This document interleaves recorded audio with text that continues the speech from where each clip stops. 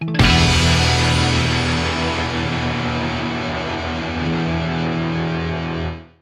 here with Running on Beer, and this is the first of, I think, 43 different style videos from the BJCP manual. Again, this is not sponsored or endorsed by the BJCP, so do your own research. If you think I'm wrong on anything, feel free to drop something in the comments. I'll take a look. I'm not going to say I'm perfect. I'm learning this too. So this is Group 1, the American lagers primarily. Actually, I guess they're all lagers. The wheats can be ales. This is 4 groups, so 4 sub-styles. The American 1A light lager, that's like your Bud Light, Miller Lite, Coors Light, Keystone Light, Michelob Light, and Old Milwaukee Light. Good luck finding some of that stuff out there. These and the American lagers, which is 1B, that's like your Bud, Miller, High Life, Coors. They say the original Coors. I don't know if it's Coors Banquet Beer versus original. I never was aware of a difference. It was just all of a sudden Coors Banquet Beer is out there. I guess it doesn't help there's a beer writer out there that uses Banquet and Chill, which isn't a bad thought. But you know, now I'm seeing Banquet and Chill a lot more. PBR is also in that. So the ultimate hipster beer. These are both really fairly similar. It's just the levels are different. So with the aroma, the American light lager is basically a low to no malt aroma, whereas American lagers, low to no malt aroma. Really fairly similar. Both can be corny or grainy. In these cases, because corn is sometimes used, they allow some DMS, you know, some of that cooked corn character, and it's not a flaw with these beers unless it's just so bad that it just tastes like shit. If it tastes fine but it tastes a little corny, that's within style. Also, because there's no way that these beers have any flavor to hide behind them, acetaldehyde is also allowed in these. You'll get sometimes some of that like a candy apple kind of sweetness out of them. And it's a yeast byproduct, and that is allowable within this style. You might pick those up in the aroma, you might pick them up in the flavor. The flavor is where there's a little bit of differences. So the American light lager is a low to very low grain, corny kind of aroma or flavor, whereas the American lager is medium low to low. Really different there. Hop flavor. American light lager is low to no hop flavor, whereas American lager is medium low to no. In both cases, it should be spicy or floral, and floral's that sort of traditional German style beer that tastes like beer kind of flavor. If you never really thought about it, you just kind of think, oh, this tastes like beer. But when you really think about the tasting, you actually notice it's like a floral flavor. And Sam Adams was running commercials a couple years ago where they said, oh, these German hops are floral and sometimes a little spicy. That's correct. I mean, Hallertau hops and Tettnang hops both are really very floral. In both cases, the balance should be even between malt and aroma, or malt and hops. Maybe getting a little off, but not too far off. I mean, these should be pretty well balanced. And these are difficult because there's not a whole lot of flavors in these. In the overall guidelines, the overall impression, these are very lightly flavored beers. They're very thirst quenching, usually very highly carbonated, and they're kind of like just, I don't know, they're kind of watery. In fact, in one case, in the American light lager, it mentions that the mouthfeel can be very light, almost watery, because they should have a very light, or in the case of American lagers, low to medium low mouthfeel. In a lot of these cases, they're being made either usually with a mixture. I think historically it was a mixture of 6-row barley with either like a corn or a rice adjunct used, and that was actually used to thin that body down, because 6-row barley, and this is going back in history, this is not in the BJCP style guidelines, in history, these were, the American barley, the 6-row barley that they used was so high in protein, they had to knock it down with some corn or some rice that would ferment out to basically nothing. And that was used to, to kind of, to get less protein in it, to get a little bit better of a mouthfeel. Again, the light lager, it's actually one of, I think, 2 beers. We'll find out here in some later episode of this. They're one of only a few beers that can finish below 1. The final gravity of these can be down as low as 0.998. And that's, of course, if you measure it and you go by those. One thing I know from judging a few beers is you don't always know. In fact, I've never known the OG, the FG, the SRM, the ABV, stuff like that. In the case of both American light lagers, they should have a very pale, very clear, usually very highly carbonated. And they should be like a yellow to very, very light yellow, like a straw kind of flavor, or appearance, Now, there's 2 others in that style group. One of them is the American Cream Ale. Allows a little bit more of some flavors coming out. So medium low to low malt flavor, medium low to no hop flavor. So a little bit of a spectrum there when it comes to the hop aroma. And flavors are really very similar also. Low to medium malt flavor, medium low to low hop flavor. And that can be more than just the spicy or the floral hops. Some of the citrusy type hops are allowed in that also within the style. Mouthfeel still crisp and light, but it may start pushing up to medium. It may become more of a beery beer as opposed to water. In this case, DMS and acetaldehyde is considered okay as part of the style guidelines, but also sometimes you might have some fruity esters from the yeast. These will sometimes start a little bit higher, 1042 to 1055, finish 1006 to 1012, IBUs 8 to 20. So we're starting to get to a little bit more bitter, just a little. SRM 2.5 to 5, so still a yellowish kind of beer. Maybe starting to approach like a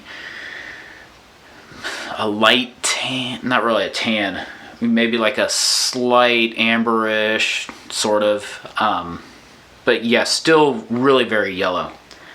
And these are commonly, some common examples include the Genesee Cream Ale, Little Kings, which actually the last Little Kings that I had, we did this as part of the Cincinnati Malt Infusers BJCP group. I got a lot of lemon hop flavor out of it, really at a more higher level than what I think we expected. It was still very good, but I think I was expecting more of a floral hop flavor, whereas they were pushing towards a lemon. And that may be a change in the recipe. New Glarus Spotted Cow was in this. Okay. I've had that only a few times, and I can't buy it locally, so it's literally been a few, but I don't recall calling it a cream ale, although it might be sort of like what we're seeing here with some of these lagers, that call themselves American lagers, which we'll talk about that in a few. And then the last one in this group is 1D, the American Wheat Ale. So still a low to medium malt flavor, more than what you're going to get from like a light lager or a cream ale. Maybe some cream ales may match it, but really I think it's expected to be more than a cream ale. Low to medium hop flavor, so more than what you expect really with a cream ale, and definitely more than an American lager or light lager. And also the malt flavor isn't expected to have corny flavors to it. Both the malt aroma and flavor is expected to be more grainy and doughy, because you're really expected, this is really more of a wheat beer. So you're going to have some more grainy type, bready, doughy kind of flavors coming out of it. The balance should be even to slightly bitter.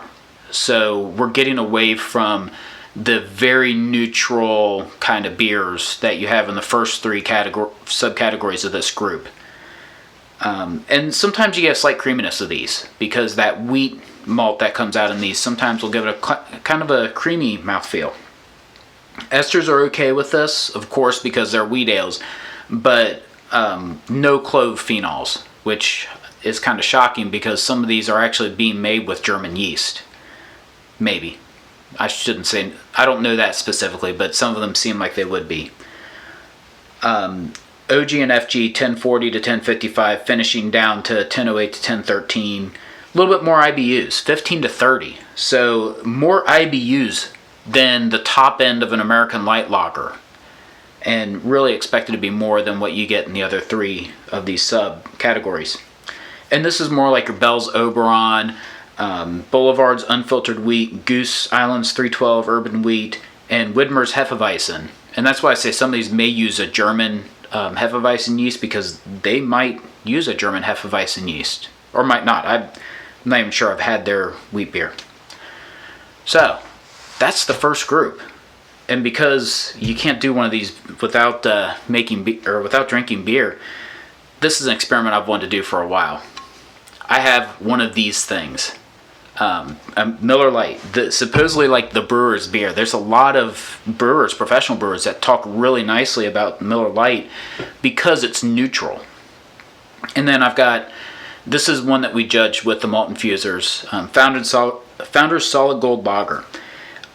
I don't know that they actually claim that this is an American lager, but it's 4.4%, which does fit into the ABVs, 20 IBUs, which is more bitter than what's expected. So with these, this says it's a premium lager, which to me is usually used on beers that are entirely two-row. So Michelob used to call itself a premium lager because it was all two-row malt. Hudepohl, which is one of the local ones here out of Cincinnati, calls itself a premium lager, and I think it's all two-row also. Whereas Miller Lite is either 2 or 6 row and some corn. So the one thing I really wanted to get out of this was that difference in the mouthfeel, because I haven't had one of these in a long time. This is not a beer I drink.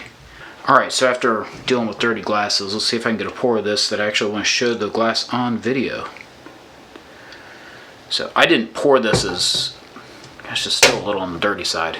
And I rinsed this too. See if we can, it's not going to make the beer taste any worse. So you can see this, this is clear, like glass clear. It's a very pale yellow. Let's see if I can put something, very pale. A fair bit of corn in the aroma. It's not objectionable. So let's get the Founder's Solid Gold here.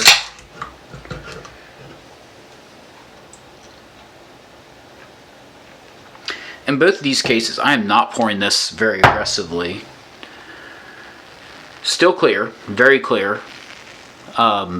Possibly not quite as clear as the other. Definitely a little bit more yellow color. I don't know if this comes out on the video too well, especially with my fingers in the freaking way. I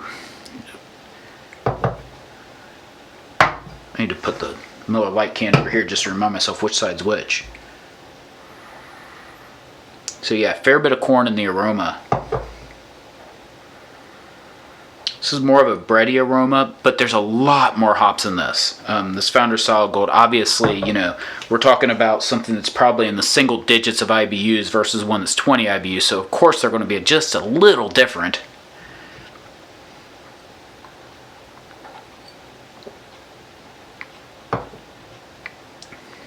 So it has been a while. Little bit of a floral hop flavor. It's not bitter, and it's not supposed to be, of course. Definitely very light. It's got a very short finish on it. Extremely light body. And of course very highly carbonated. In fact, there's that carbonic bite. It's almost that, if you ever drink the kind of mineral water, like the carbonated soda water, it's like that. Or getting like a pop that didn't have any of the syrup in it. You go get a pop from somewhere, from a fountain at a fast food restaurant or something, and that syrup's run out or run really low. That's the taste. It's got that carbonic bite to it. Whereas this one, the Solid Gold Lager,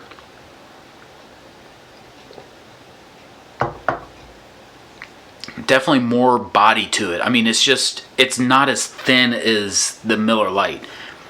It's of course way more bitter. It's got a nice floral hop presence, no corniness. It's not, this definitely balances more towards bitter. In fact, if we called this an American lager, I wouldn't score it as well because it's not hitting the guidelines.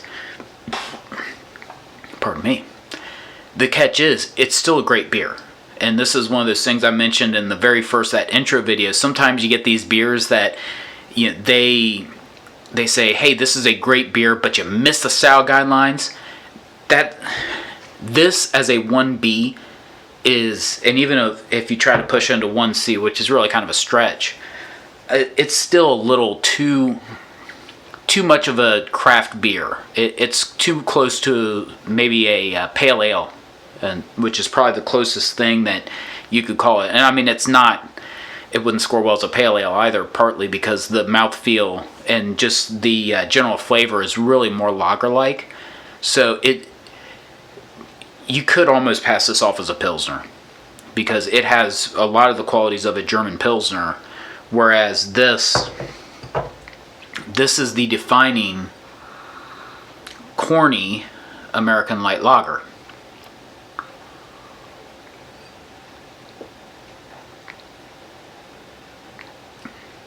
Yep, a little bit of corn there. It's not objectionable though.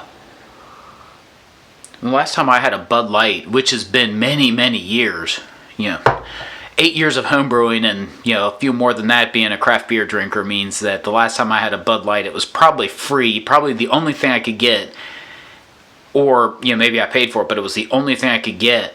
I think the only one that comes to mind was at a restaurant here near where I live in the outskirts of Cincinnati, and it had a very prominent apple flavor. And I wouldn't even say it was from the fermentation. I think some of it was just, this was a kind of a crummy restaurant. They probably didn't sell a whole lot of beer. Probably dirty old tap lines. It was in a plastic cup. I wasn't going to a craft beer mecca. I was going to a local pizza place. In fact, I haven't had pizza there in a long time, because they're one of the ones that you wonder how they're still around, because their pizza's just okay. But they're apparently great people, I guess. So, anyway, not an American light lager or American lager. The American light lager. Watery, corny, but that's the American group. Next video will be about, if I can fast forward to it. The next video group is the international lagers. So international pale lagers, international amber lagers, and international dark lagers. Cheers.